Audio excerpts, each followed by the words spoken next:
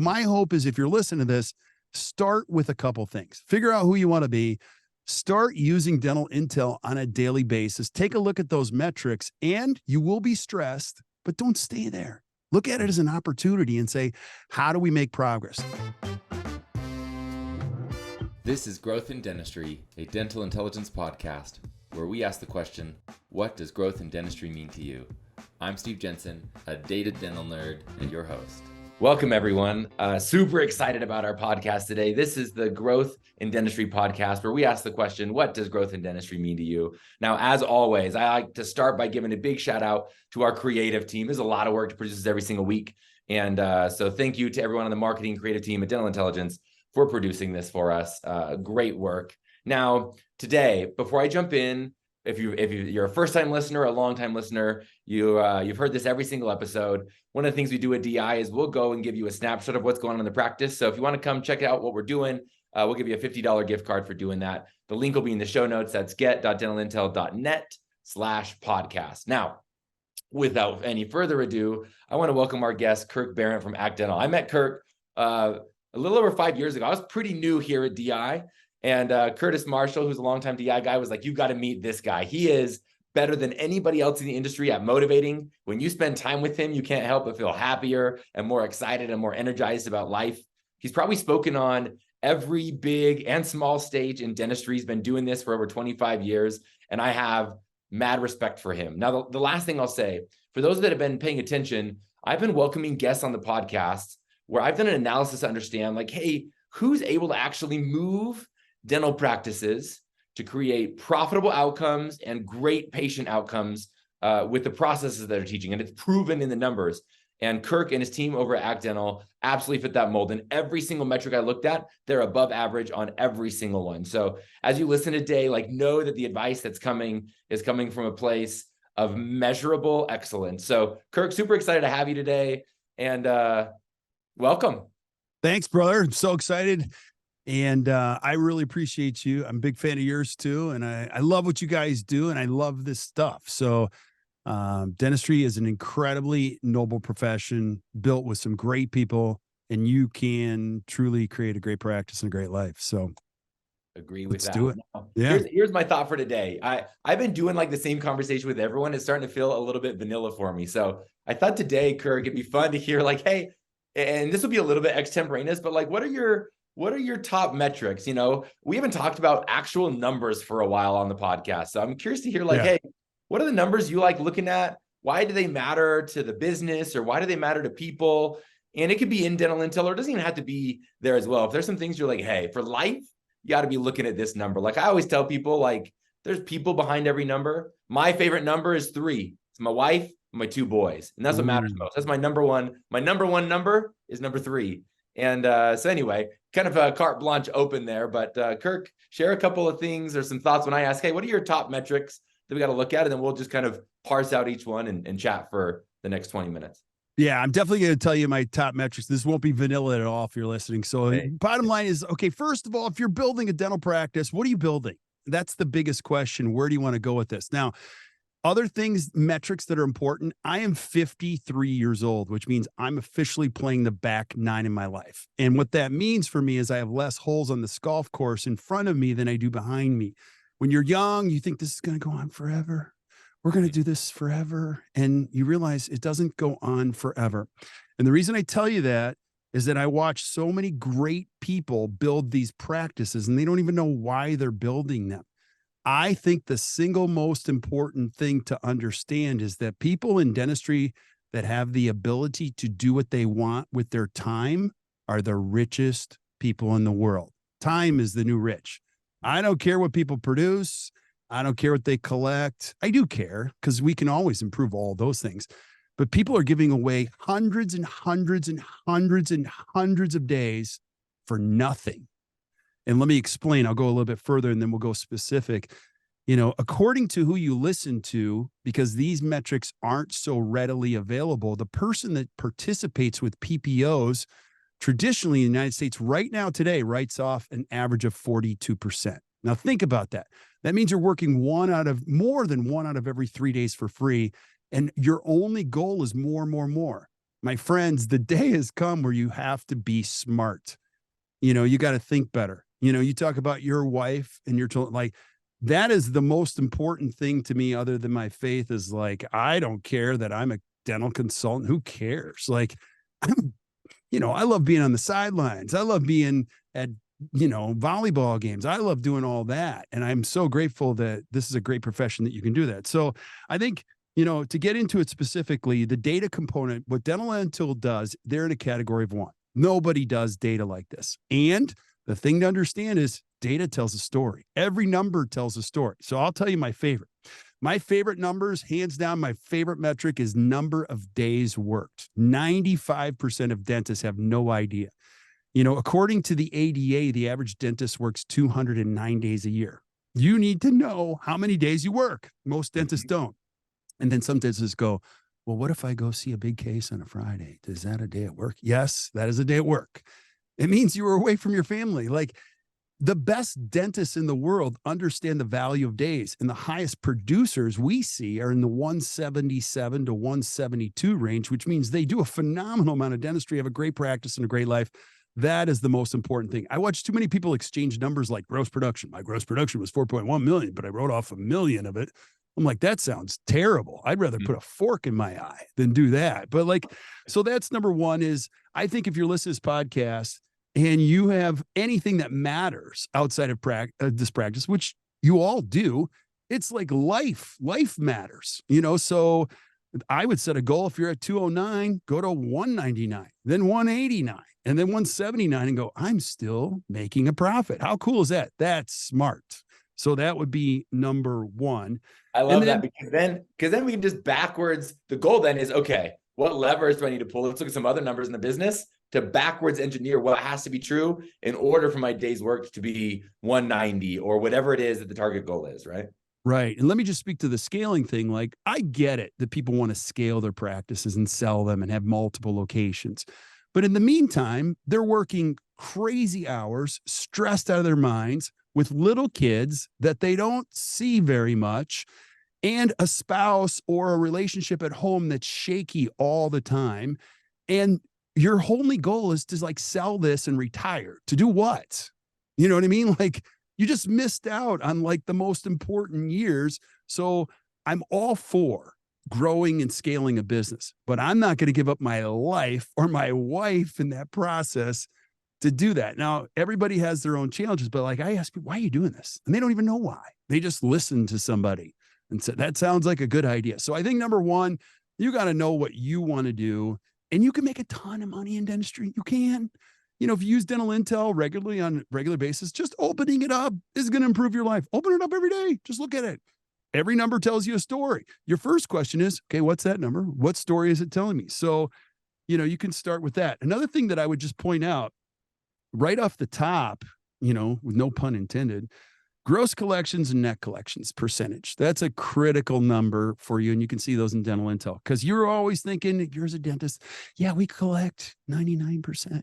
Yeah, that's true of your net collections, but your gross collections are 74%. Now, let me help you understand something. Let me take two practices that collect the same dollar amount. We both collect $1 million, but my gross collections is 74% and your net collections and gross collections is 99%. Those numbers are pretty close. You have to staff a practice much higher with a gross collections discrepancy, and that's what people do not understand. You need 3 to 4, maybe 5 more people to run a practice like that than you do a practice that's well run that collects most of its gross production or a great percentage. Now, you'll always have a percentage of write-offs. I think it should probably always be 9 to 8 to 10% because you're going to do it for family members, police captains, pastors in town, things that you want to do for free, but don't just do it because. And so that's one of my favorite. And I'll pause for a breath because if you don't stop me, I'll keep talking. What are your anything you'd add before I add another layer? No, I love that. And especially because most people, they just want to look at what's in the bank account, but they don't realize all the inputs that go into what it takes to get that amount. And so if we can, to your point, minimizing days, that was one of the first questions, days work, or maybe you want to keep the same number of days, but just increase earnings, reducing that gap will dramatically improve the health of the business. And to your point, a lot of people are looking to the future. Okay, what does my exit look like? When do I sell? And a business that has a smaller gap between their gross and their net is a more efficient business, which means there's better EBITDA there, right? That number that they're 100%. looking for on earnings, like that's going to be a better number on that smaller gap practice. So if you can think more this way as you prep for that in the future, if that's 5 years away, 10 years away, you're going to put yourself in a better exit position as well, I think is worth just throwing out there. Yeah, totally agree. You know, the most purchasable practices are the most profitable ones. Yeah. If I'm a corporate entity and I'm looking at your practice and you're writing off a ton, you don't have any money, I'm going to lowball you on the EBITDA because I know you're going to bite at that. A practice that's profitable doesn't have to sell. You can make money in the whole process. And so I think what you just said is absolutely brilliant. So the write-off percentage. Now, the other thing to think about, this goes hand in hand with gross collections and net collections. Every time you tighten up the write-offs gap, let's say you're writing off 33%. Every time you reduce that gap, one more dollar falls to the bottom line. So think about that. If your write-offs are at 35%, you go to 25%. You just made a ton of money without adding 1 hour or one anything. You're smarter. And I think that's the important piece of this. You've got shared agreements. You've got all these other components of dentistry that are making it very complex. And all dentists can do is get mad at PPOs. Don't get mad. Just get smart. Look at your numbers in Dental Intel. It'll help you guide in this whole process. And so that's another one. Another one that I would say, and this is just one of my favorite, unscheduled active patients is one of my favorite numbers of all time. I always plug that into, I look in Dental Intel. I have all these great practices. Like, I want to do Facebook ads. I think I want to do this. And they're so focused on trying to find new patients. And I'm like, do you know that you have 672 unscheduled active patients? Well, the second thing they need is something for the chest pain that they experience, because those are patients that are floating in the universe that are not tethered to the practice. So what if you made progress on that? So 672, next week we were 662. Then the week after that, we're 652. Then we're 642. Then we're 632, then 622, then 612. You see where I'm going with this? Your hygienist will come to you in about 6 weeks and go, stop. There's nowhere to put these people. None. Now, what's cool about that is you could start to do patient selection. You have to remember this. You don't want to be everyone's dentist. You only want to be a few people's dentist. And so now you've got too many patients to choose from. You could start doing better selection. So that would be another one. And again, the big thing in numbers, people always try to shoot for perfect. Don't do that. All you need is progress. Nobody can do perfect, but finding is part of change is telling the truth. All change processes. Look at any change process that's ever worked in the world. It starts with the first step, which is telling the truth. If you go to AA, Alcoholics Anonymous, you have to do the first step, which is I'm an alcoholic. If you go to a weight loss program, the first step is you have to tell the truth. Okay, I'm fat. I need some help. If you start a practice improvement program, okay, my numbers are not good.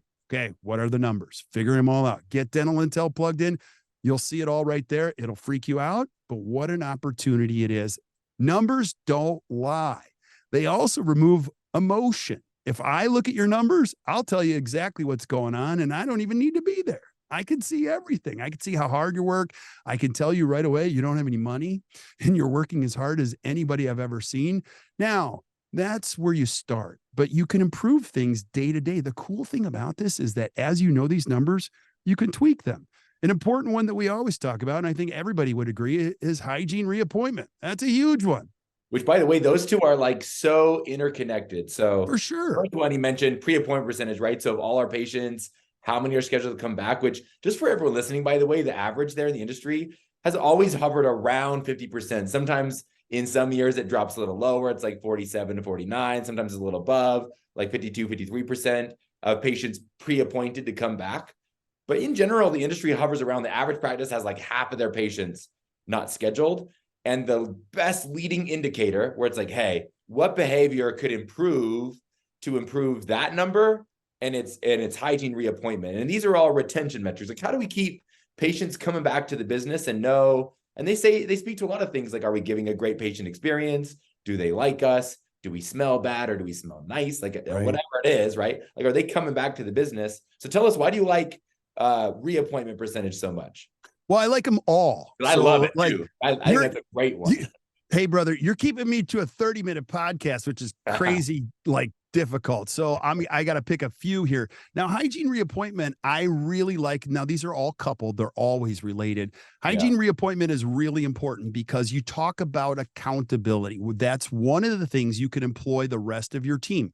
If you have 3 hygienists, you can share with them, I would like to have our hygiene reappointment at 95%. Now, every hygienist that ever listens to this podcast and that's ever lived has always said, I always get 100%. That's where they're at. They always believe that. Well, the data doesn't lie.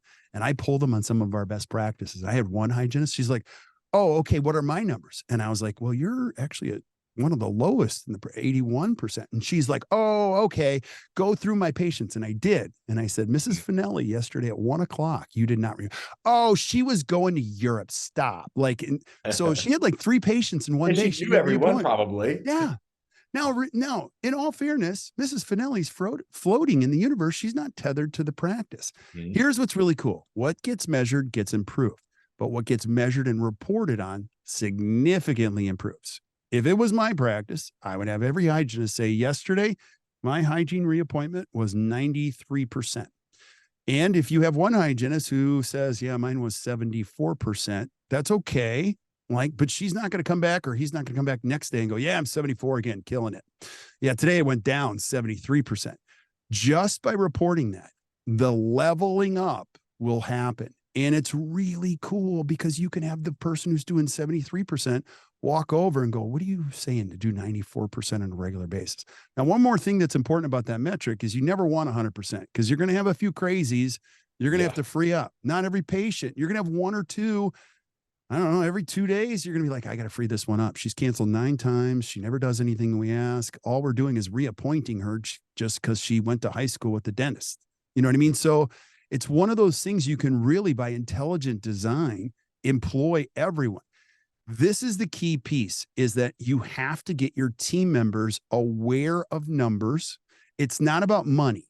It's about numbers, and it's about health, and it's about these conversations. So that's why I like hygiene reappointment a lot. Another one. Can I add one more layer on that before we do the next one? So hygiene reappointment, we did a study. This has been like a little over 5 years ago now, where we were interested, like which metric has the strongest correlation with strong financial outputs of the business.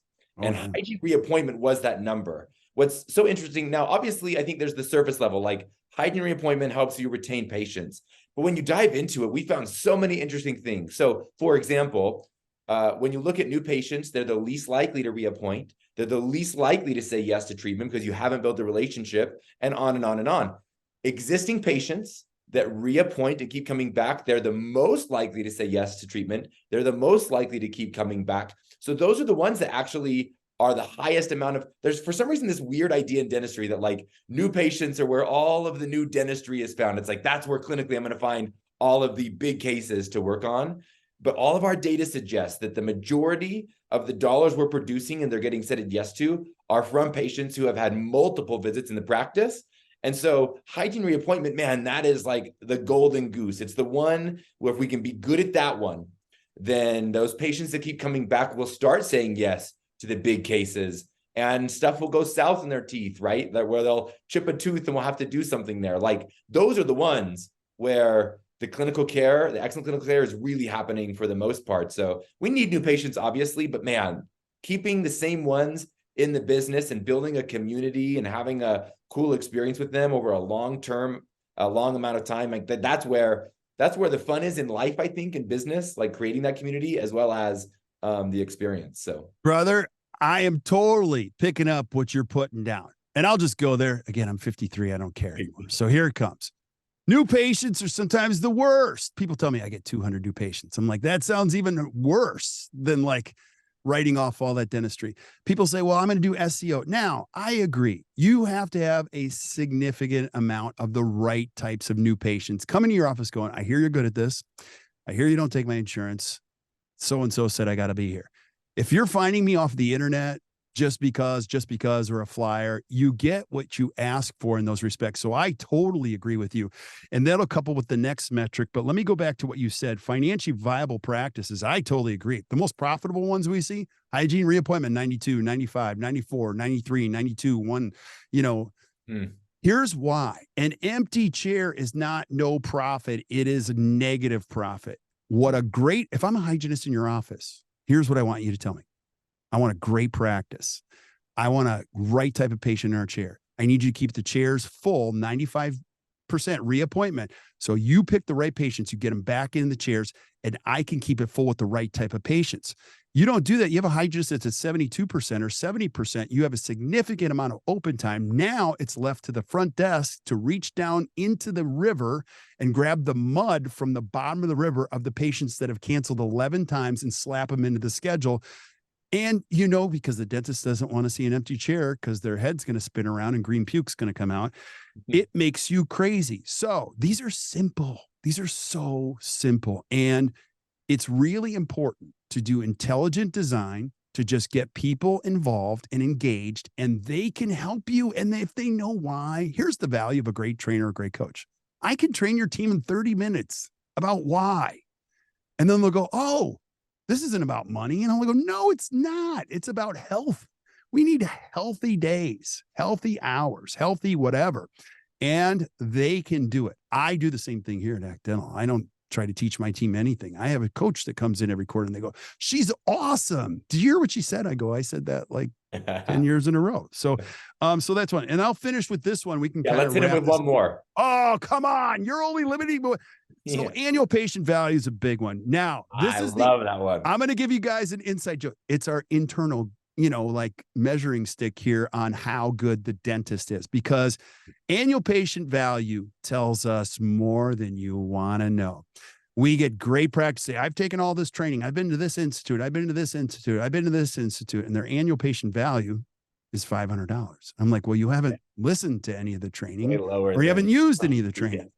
Because the higher the annual patient value, the more comprehensive your care is.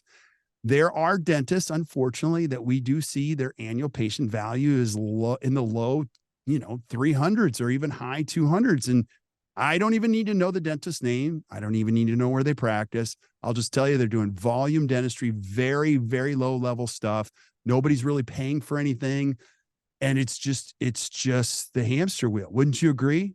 I 100% agree. Yeah, I love that metric for that reason, because it's like gives you a very quick picture of the type of dentistry. I mean, you just think about it intuitively, right? If you're listening, annual patient value just means you take all of your active patients and you're dividing your net production by that, right? So on average, how much are we producing per patient? And so if that number is $300, then all you can be doing is drill and fill dentistry on average, just like 1 and 2 surface fillings. Like that's what's happening. And it's volume-based stuff, where if that number is like 1,000, then all of a sudden that tells me that they're presenting more interesting dentistry. They're doing bigger cases, right? So anyway, I think it's really interesting because it gives that story. And then you can peel it back into some of the case metrics that doctors seem to be more obsessed with, like what's my diagnostic percentage and how much treatment on average am I presenting? And are patients saying yes to something? And how good are we at completing the whole case? Like I get it that we like those, but the annual patient value like sums it all up into that one. And it's such a great number to get an idea of what's going on in the practice. Yeah. Everybody uses the word value. We got to create more value. Mm-hmm. That is where the rubber meets the road. I can tell you how much value you're creating if I look at your annual patient value. We have some offices that number is super high, and I'll just tell you, they're creating a lot of value for people, and they're helping them with some very comprehensive solutions. So it's a very easy, simple metric. Now, again, I'll go back to this. I don't want anybody to feel bad or anything like that. But if you pull these numbers through Dental Intel and you say, gosh, I'm at $380, what an opportunity that is. Let's go to $480. Let's use some of this training. Let's get better verbal skills. Let's reduce PPLs. Let's take a look at our fees. It's so cool because all this stuff is crazy predictable. You might think running a dental practice is hard. It is hard, but really it's quite predictable. We can take all of these things and just adjust them and get team members engaged, and you'll be shocked by how predictably it grows. So my hope is if you're listening to this, start with a couple things. Figure out who you want to be. Start using Dental Intel on a daily basis. Take a look at those metrics, and you will be stressed, but don't stay there. Look at it as an opportunity and say, how do we make progress? Now, I'll leave you with one last thought is we work on quarters here. We're big fans of the Traction EOS system, which is just easy. We look at even our own numbers. It's 13 weeks. 90 days is 13 weeks. Let's take something, a few things, and let's improve them for 13 weeks. Everybody can get their brain around. If you develop a treatment plan for your business and it's 1 year and 2 years long, I'm going to be bored to death in about 5 months going, what did he even say 5 months ago? It's so cool when you can get a group of people, whether you have 4 people or 400 people, say, hey, look, for the next quarter, 13 weeks, we're going to work on these 4 things or these 3 things. Let's make them a little bit better. And by doing that, the compounding effect on how things get better will blow your mind. So give it a shot. Steve, I'm so pumped. Dude, I love it. Here. This has just been a golden goose. Now, we always ask the question at the end, and then we'll wrap it up. Kirk, what does growth in dentistry mean to you? That's what we ask everyone that joins. So what's your answer to that? Yeah. So growth in dentistry it's pretty much our tagline. It's better practice, better life. In our company, we only do it. Yes, everything we do has to check 2 boxes. If your practice is getting better and your life is getting better, we're checking both boxes, which means you're probably making a little bit more, working a little bit less, feeling a little bit stressed. So I don't really care if people sell for 13 times EBITDA, blah, blah, blah, blah, blah, blah, blah. That's all great. At the end of the day, it's still life. I want to go home, hug my kids, do some fun stuff, So if you're creating a better practice and a better life every single month, you're checking both boxes. That, for me, my friend, is personal growth. It's financial growth. It's time growth. It's emotional growth. You're a pretty darn happy person. We demand progress. God demands progress of us. We demand it of our children. How long should a 4th grader be in 4th grade? 1 year. So if you can create progress, better practice, better life, you're growing, buddy. Dude, I love that. Now, Kirk, how can people, listeners always reach out like, hey, I love that. I love Kirk and his team. What's the best way for them to get in contact with you guys over at ACT Dental? Super easy. Our website is actdental.com, actdental.com. I also have a podcast, and you're going to be on it, which is called listen to Kirk's podcast. It's so good. It's called The Best Practices Show. We're CE junkies. I love this stuff. So check it out. You can check out the podcast or the website, actdental.com, and we're here to help you in any way. And I'll give this like selfish plug just as a friend. If you're listening, one of the things that I've always loved about our relationship with Kirk and the team over at ACT, he and his team will jump on. If you're like, hey, I'm not a dental data junkie, I'm having a hard time making sense of what I'm looking at if you're already using Dental Intel, or if you're like, hey, I'm number curious, I want to check it out and just get an idea of what my practice is doing, he and his team will jump on with you and do essentially like a data storytelling call with you, where they'll jump in and say, hey, here's what we're seeing. And here's the story, and let's ask you some questions and piece together what we want to do. So they'll do a strategy call. I don't know if that's the right word for it, Kirk, but it's something that's highly valuable. Absolutely engage with them. If you're like, hey, I need to know where to get started and figure out my plan for how to, create my life and my practice, whatever your tagline is. I'm going to botch that, but like absolutely jump on with these guys. I'll get my own personal plug to do that. So, hey, I appreciate that, brother. Sometimes people just need somebody to talk to. So I can assure you, if you talk to anybody on my team, we're not going to hard sell you. Sometimes people are just like, hey, I just need somebody to talk to. Can you help me figure this out, please? And that's where we start. So dentistry is an amazing profession. I'll just leave you with that thought. It is an awesome profession, and you can create an incredible life. You just got to have a plan and stick to it. That's all you have to do. Well, thanks, Kirk, again for joining us. And for those listening, thanks for joining week after week. This has been a Growth in Dentistry podcast where we ask the question, what does growth in dentistry mean to you? Thanks again for joining, and keep growing.